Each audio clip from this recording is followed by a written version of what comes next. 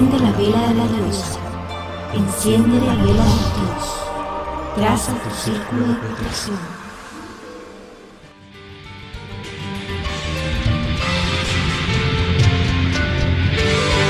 Los mitos de Libra. Libra es un signo de búsqueda de equilibrio, de reconocimiento de otras realidades, que lleva a sus nativos y a los que tienen este signo destacado a ser comprensivos y justos, estéticos y amables, en un afán de compartir y cooperar con los demás. El equinoccio que abre la puerta a Libra nos indica esta aceptación de lo oscuro. La noche empieza a vencer al día, como si en este tiempo el hombre estuviera preparado ya para empezar a entrar en su interior. Libra es un signo sociable, abierto a otras personas, que busca una expresión más humana en todas sus acciones. En esta búsqueda tremendamente mental e idealista suele perderse, ya que normalmente no encuentra ese mundo ideal y en algún momento de su vida tiene que elegir y tomar partido. Los mitos relacionados con este signo nos hablan de ese juicio, de esa elección que Libra tiene que hacer sin tener la opción de volver atrás. Libra es el signo cardinal de aire, o sea, el más activo de los tres, en el que se busca un equilibrio, una corriente, un intercambio de ideas, en el que uno puede comprender algo más importante que las ideas personales. Libra es el único signo que no está relacionado con ninguna figura animada. Es el punto medio del zodiaco, que tiene este nombre justamente porque todos los signos, excepto Libra, son figuras vivas. La balanza nos habla del punto de ecuanimidad necesaria para recorrer los siguientes signos. Libra busca un nuevo orden, un nuevo origen. Es el nacimiento del hombre como ser consciente y como tal reconoce al otro como espejo de uno mismo. Para ser completos necesitamos vernos reflejados, y es por eso que Libra duda, busca y mira al otro. Hasta este signo, el trabajo era con uno mismo. Ahora nos abrimos a un mundo nuevo, el mundo de la relación, y los 6 signos siguientes tendrán ese matiz. El trabajo a partir de ahora no es solamente la propia experiencia, sino la experiencia en función de los demás, lo que nos provocan y lo que provocamos. El terreno de Libra es difícil porque no tenemos ya modelo más que lo que podemos percibir y comprender. No es extraño que en este signo muchas personas tengan dificultades, porque no siempre estamos dispuestos a mirar limpiamente, fuera de uno mismo, y tomar un camino con compromiso. De ese compromiso hablan los mitos de Libra, que siempre requieren un justo equilibrio interior, no desde lo teórico, sino desde lo vivencial. El órgano que rige Libra es el riñón, que hace la función de filtrar los líquidos, que en este caso son las emociones de nuestro cuerpo. Libra necesita contener y equilibrar, no controlar ni reprimir las emociones, y esto no es fácil. El riñón es también donde anida el miedo al no ser capaz de ese discernimiento emocional. Vamos a ver varios mitos de Libra que pueden aplicarse a distintos momentos del proceso personal, aunque la esencia sea la misma. El mito de Paris. Uno de los mitos iniciales en Libra es la elección que Paris, hijo del rey de Troya, tiene que hacer entre Hera, Atenea y Afrodita, que disputaban sobre quién era la más bella. Paris era hijo de Príamo, rey de Troya, y hermano de Casandra y Héctor. Cuando su madre estaba encinta y a punto de dar a luz, tuvo un sueño en el que se vio pariendo una antorcha que incendiaba la ciudad. Esto fue interpretado como que el niño que iba a nacer causaría la destrucción de Troya, y por lo tanto debían matarlo. Así pues, Paris, como tantos héroes, fue abandonado en el monte Ida por su madre, que no quiso matarlo, y una osa lo amamantó hasta que lo encontraron unos pastores con los que vivió toda su infancia, y le pusieron el nombre de Alejandro, que significa el hombre protegido, ya que no había muerto en la montaña. Paris era pastor y en su juventud fue famoso por su belleza y por su sentido de la justicia. En unos juegos anuales que se celebraban precisamente en recuerdo de su funeral, Paris, que se encontraba en la ciudad, participó en la competición y su hermana Casandra, la profetisa, lo reconoció, y su padre feliz al ver al hijo que creía muerto, lo llevó a la corte. Con ocasión de la boda de Tetis y Peleo, padre de Aquiles, Éride, la discordia, suscitó una disputa en la que ofreció una manzana de oro que debía ser otorgada a la más bella de las diosas. Hera, Atenea y Afrodita vinieron por ello, y Zeus mandó a Hermes a buscar a Paris para que arbitraran el litigio. Las tres diosas fueron ofreciéndole sus dones para convencerlo. Hera le ofreció poder y riquezas, Atenea el triunfo en todas las batallas y Afrodita el amor de la mujer más bella del mundo. Paris, desconcertado, quiso partir la manzana en 3 trozos y dar uno a cada una, pero Zeus no aceptó esta solución y le hizo comprometerse. Paris no se sentía atraído por el poder ni la victoria, así que eligió a Afrodita. Entonces Afrodita hizo que se enamorara de Helena de Esparta. Helena, considerada la mujer más bella del mundo, era la esposa del rey de Esparta, Menelao, e hija de Zeus y Leda, es decir, Helena tenía un origen divino. Paris fue a Esparta y, aprovechando la acogida de los espartanos, sedujo a Helena, que huyó con él abandonando a su marido y a su hija Hermione, de 9 años. Al regresar a Troya con Helena, Paris fue muy bien recibido por su padre Priamo, a pesar de las profecías de Casandra, a la que, como sabemos, nadie creía. Inicialmente, Paris tuvo que luchar con Menelao, puesto que espartanos y troyanos se pusieron de acuerdo en zanjar el conflicto con la lucha entre los dos. Pero Paris fue vencido por Menelao y se salvó gracias a la ayuda de Afrodita, que lo ocultó detrás de una espesa nube. Y entonces, como había predicho el oráculo, empezó la guerra que duró 10 años y causó la destrucción de su pueblo. Helena fue rechazada por los troyanos porque la veían como instigadora de la guerra y finalmente volvió con Menelao, que al verla iba a matarla, pero ella, mostrando su belleza medio desnuda, hizo que el arma le cayera de la mano y que todos los troyanos dejaran sus piedras preparadas para lapidarla. Helena tuvo 5 hijos con Paris, 4 de los cuales murieron en el saqueo de Troya. Se salvó solamente su hija, que también se llamaba Helena. Además de Paris y Menelao, Helena tuvo otros 3 maridos, 2 de los cuales fueron Aquiles y Teseo, héroes que ya conocemos de los mitos de Cáncer y Tauro. Paris fue además quien arrojó la flecha que mató a Aquiles en venganza por la muerte de su hermano Héctor, como hemos visto en Cáncer, y posiblemente también por celos de sus relaciones con Helena. Al parecer, Paris murió a causa de una flecha envenenada de un anterior pretendiente de Helena, con lo que el amor de Helena fue también lo que acabó con su vida. Nos encontramos en Libra con otro tipo de héroe muy distinto a lo que hemos visto hasta ahora. Aunque el nacimiento e infancia de Paris son parecidos a los de Jasón, que veíamos en Aries, sus intereses son distintos. Aquí no es importante restablecer el orden perdido y afirmarse en lo personal. En Libra, lo esencial es la justicia y la decisión en un orden de cosas más elevado, como el amor y la belleza. En este signo hay muchos elementos simbólicos de crecimiento interior con los que uno debe comprometerse. Para empezar, Paris es descubierto como hijo del rey de Troya en los juegos que recuerdan su funeral. Traduciendo el símbolo, Libra puede empezar a vivenciar su trabajo personal cuando algo ha muerto dentro de él, cuando ha muerto la parte egoica, la necesidad de ser importante. Solo después de esa muerte, Libra tiene que elegir justamente y cargar con las consecuencias de lo elegido. En Libra, el trabajo no es especialmente heroico, como hemos visto en los signos anteriores, sino que para él empieza una serie de trabajos de crecimiento, que iremos describiendo en los signos siguientes, que supone la superación de lo personal y la necesidad de involucrarse en la relación con los demás.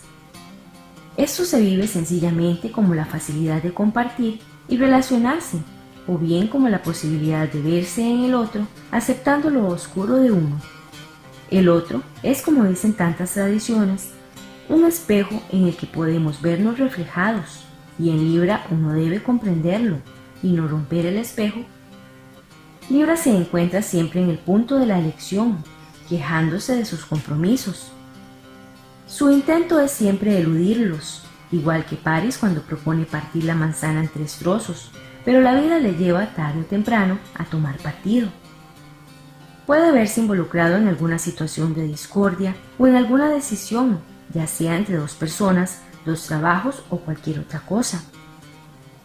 A Libra no le interesan el poder ni la victoria, como a su signo opuesto y complementario Aries, ya que es un signo de armonía y su elección siempre está en el sentido de la belleza y del amor. Pero es evidente que debe pagar por ello un precio a menudo muy alto, y aquí no es importante lo personal, sino lo justo. Paris no necesita vencer en las batallas, logra sus conquistas con el amor más que con la espada, además de recibir ayudas de la mismísima Afrodita cuando es derrotado. Es un personaje típicamente libriano. Su poder reside en la seducción, la relación y el intercambio, aunque tenga que pagar un precio por ello. Paris solo actúa estratégicamente, nunca de forma frontal. De esta forma siempre llevaría las de perder. Seduce a Helena en ausencia de Menelao, dispara la flecha a Aquiles, escondido detrás de una columna y buscando su punto vulnerable. Y sobre todo quiere quedar bien con las tres diosas partiendo la manzana en 3 trozos. Este comportamiento reside en la base de la actitud de Libra, el no enfrentarse, el saber seducir y conseguir las cosas estratégicamente, y sobre todo el quedar bien con todos sin comprometerse. Pero esta actitud más tarde o temprano le obliga a tomar algún tipo de decisión que finalmente acarrea consecuencias a veces muy trágicas. Helena también es un personaje parecido, que entregándose a su vivencia de amor, tiene que sufrir las consecuencias de ser rechazada por todos y ver morir a sus hijos. Helena paga un precio muy alto en esta leyenda. El mito de Tiresias. Otro mito también relacionado con este signo es el de la elección del sabio Tiresias de Tebas, quien nos da una visión más elevada del arquetipo de Libra. Tiresias es un personaje curioso, con mucha relación con lo mágico y esotérico. Es descendiente de la raza de los Espartoi, que significa hombres sembrados, los guerreros que nacieron de los dientes del dragón que veíamos en Aries y de la ninfa Caricio. En una versión del mito, Caricio era amiga de Atenea, y cuando Tiresias era un niño vio a la diosa desnuda, algo prohibido a los mortales, por lo que Atenea lo cegó y a ruegos de su madre le concedió el don de la profecía. De acuerdo con otra versión más conocida y completa, Tiresias vio en su juventud a una pareja de serpientes copulando, y siendo atacado por ellas, mató a la serpiente hembra, y por ello fue convertido en mujer. Tiresias llegó a ser una prostituta famosa por sus artes amatorias.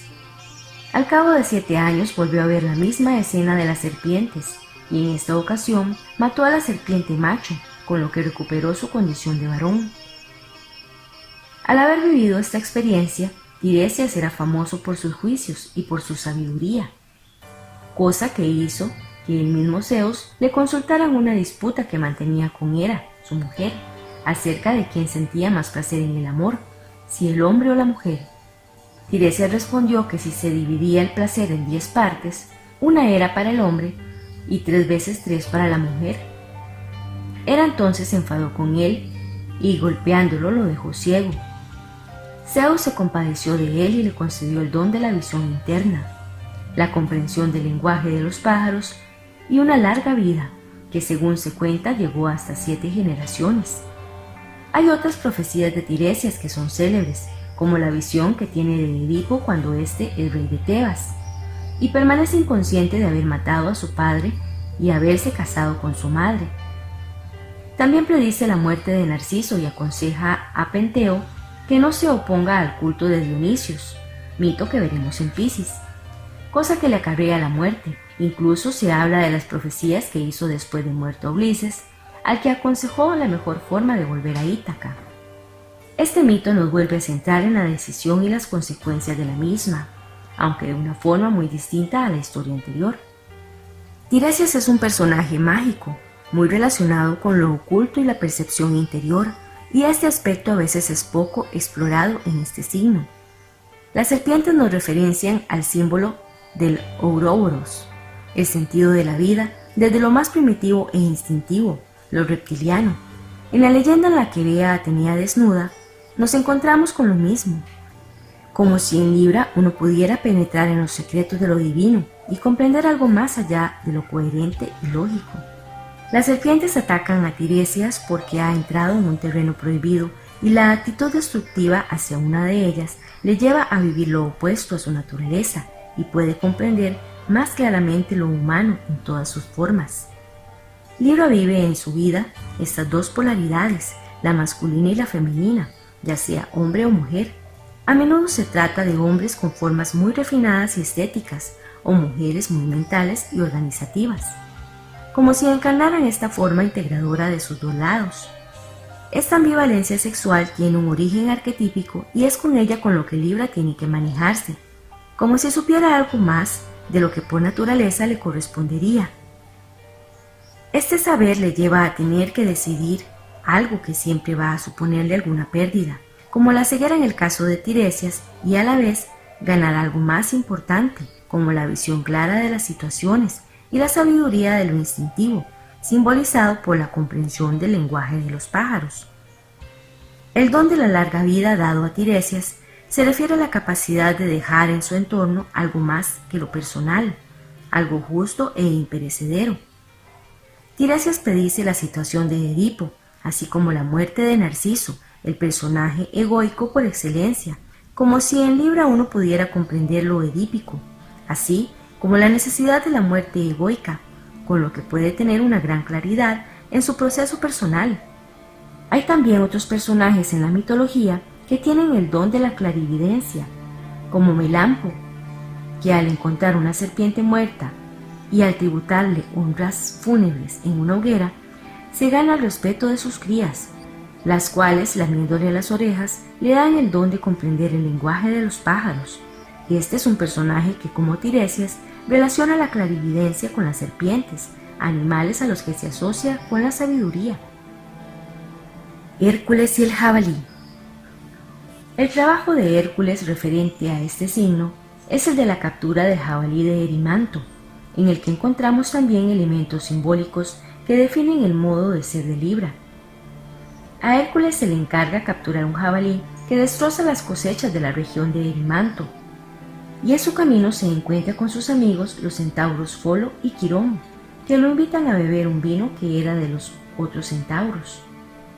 Al oler el vino vuelven los centauros y se origina una pelea en la que Hércules no quiere participar, pero finalmente se ve involucrado y mata involuntariamente a Folo. Hércules sigue su camino entristecido, ya que no quería luchar y mucho menos matar a su amigo Folo.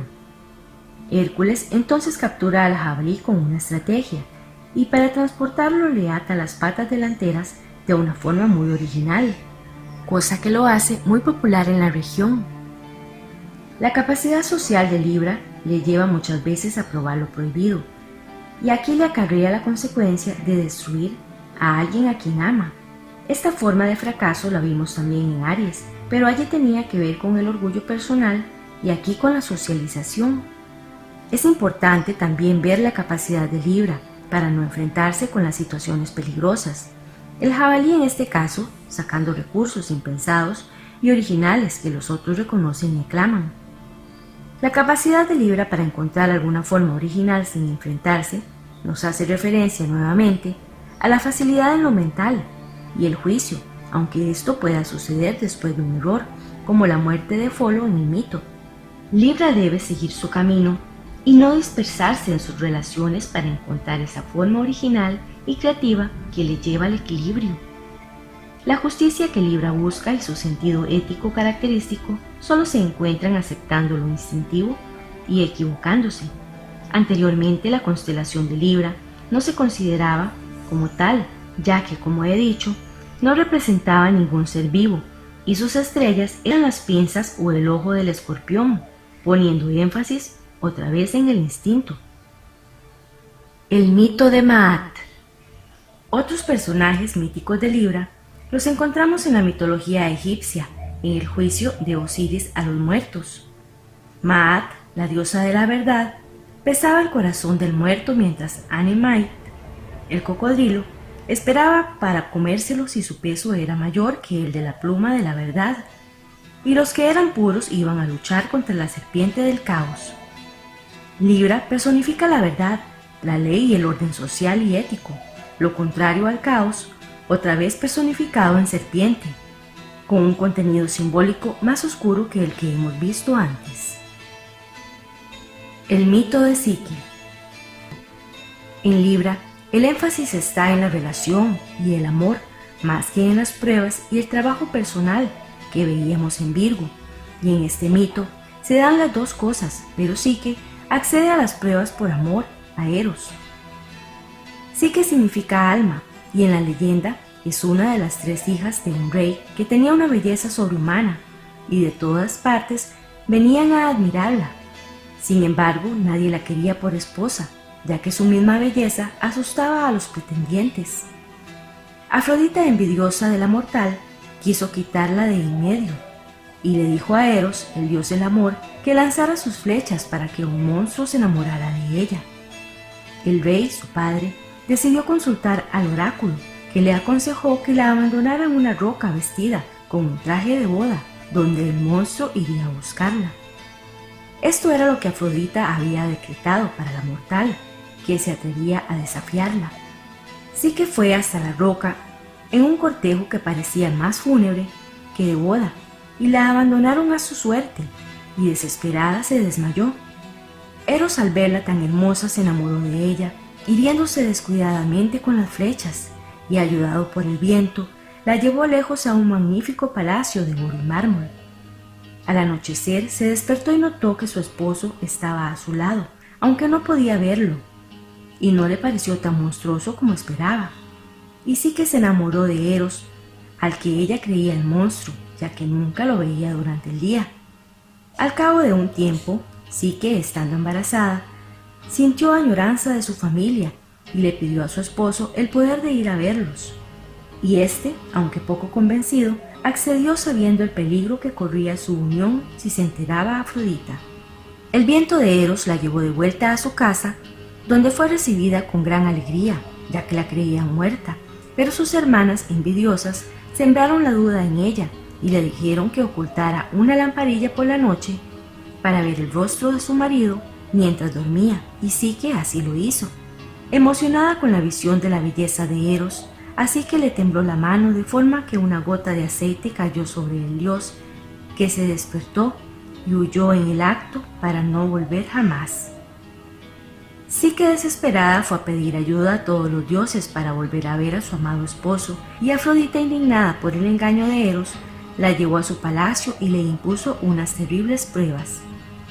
La primera consistió en separar en una sola noche una montaña de semillas de trigo, mijo, amapolas y otras. Psique, abatida, se sentó en una silla, impotente ante este trabajo, y las pequeñas hormigas se compadecieron de ella y clasificaron las semillas en el tiempo indicado por Afrodita, la cual, al ver el trabajo terminado, se puso furiosa y le impuso otro trabajo, que consistía en recoger vellones de oro de los carneros salvajes que pastaban entre los zarzales de las orillas del río. Psique, al ver a los animales salvajes, pensó que el trabajo era imposible. Iba hacia el río sintiendo que ya llega su hora, pero los juncos le ofrecen un consejo. Le dicen que no vaya por los vellones durante el día, ya que los carneros la matan, sino que espere al anochecer y recoja los hilos de oro que han quedado enredados en las zarzas sin ningún peligro. Psique así lo hace, y Afrodita entonces le pone una prueba más difícil, que consiste en traer un vaso de cristal lleno del agua del Estige, el misterioso río de las altas montañas que discurría después por el mundo subterráneo, sin ningún lugar llano en el que coger agua. Psique empieza a subir por las escarpadas rocas con el vaso de cristal hasta que desfallece, y entonces un águila le lleva el vaso y se lo devuelve lleno del agua del peligroso río. Afrodita le impone entonces la prueba más difícil, pidiéndole que baje al inframundo y le pida a Perséfone un poco de su ungüento de belleza. Psique entonces se siente vencida, aunque obediente se dirige hacia el Hades, y es en este caso una torre la que le aconseja lo que debe hacer. Le dice que tome 2 monedas para darle a Caronte, el barquero, que pasa las almas de los muertos de un lado al otro del Estige, 2 panes para esquivar al cancerbero, el perro de 3 cabezas que custodia el Hades y que debe rehusar cualquier comida que le den en el Hades, ya que de otra forma no podría salir nunca de allí, y Psique así lo hace. Le da una moneda a Caronte y le tira un pan al can. Y cuando Perséfone le prepara un banquete, ella dice que no quiere comer nada, y repitiendo lo del perro y el barquero, vuelve a la superficie. En este viaje Psique encuentra a un caballero desfallecido, cuando baja del bote, y 3 mujeres que hilan le piden ayuda, pero ella no les presta atención. Psique vuelve con el ungüento, pero curiosa quiere quedarse con un poco del contenido de la cajita, y al abrirla ve que no hay nada, y entra en un sueño letal del que no hubiera salido nunca, si no es que Eros, enamorado, percibe la desgracia de su amada, y aunque juró no verla más, va en su búsqueda y la rescata de la muerte. Eros entonces le pide a Zeus que interceda por ella, de forma que Afrodita deje de castigarla. Zeus accede y además le da el elixir de la inmortalidad, siendo Psique la única mortal que vive en el Olimpo con Eros, su marido. Psique dio a luz a una niña llamada Gozo. Este precioso mito nos habla del proceso que sigue el crecimiento del lado femenino, así como veíamos en Aries y en las aventuras de Jasón, el proceso de crecimiento masculino. En la esencia de este mito está siempre la búsqueda del amor y la belleza, del gozo interno, como el nombre de la hija de Eros y Psique, y es por ello que tiene tanto que ver con Libra. Este mito nos cuenta las vicisitudes del alma para encontrarse con el otro. Casarse es morir al aspecto virginal del que habíamos hablado en Virgo, es dejar de ser libre, en el sentido de estar entregada y ser fiel a la propia naturaleza, y ser fiel entonces a la palabra dada, al compromiso interior. Para integrar este proceso, el ser humano necesita pasar unas pruebas de discriminación y análisis de uno mismo, como separar las semillas, y es lo instintivo, las hormigas, lo que soluciona el problema. También se tiene que trabajar el orgullo en la prueba de los vellones de oro, siendo consciente de que para brillar en el mundo uno tiene que arriesgarse, a veces demasiado, y es mejor actuar estratégicamente y no de forma impulsiva, como hubiera hecho el arquetipo masculino. Entonces el alma se eleva espiritualmente como el agua del Estige, hasta las altas montañas que después bajan hasta el mundo subterráneo, y es bueno encontrar el desapego y la objetividad necesarias para hacerlo, como en el mito lo hace el águila. La última prueba es quizá la más significativa, ya que implica entrar del todo en lo subterráneo de uno mismo, y ahí la ayuda no viene de nada instintivo, sino de la torre que le da todas las instrucciones, es decir, que uno a estas alturas debe ser ya fuerte y tener un guía o un maestro interno, como una torre, para adentrarse en los propios infiernos y no hacer caso de la malentendida compasión hacia los otros, ya que los personajes con los que se encuentra Psique son trampas para repetir su destino. Las hilanderas son las parcas, las que tejen el destino de los humanos. Psique tiene entonces la belleza de los dioses, pero tiene que esperar entonces que el amor la salve y sobre todo en este punto tener conciencia de su humanidad mortal. En el mito representado por la curiosidad, por la cajita de Perséfone, que puede parecer extraña en una mujer que ha pasado por pruebas tan difíciles.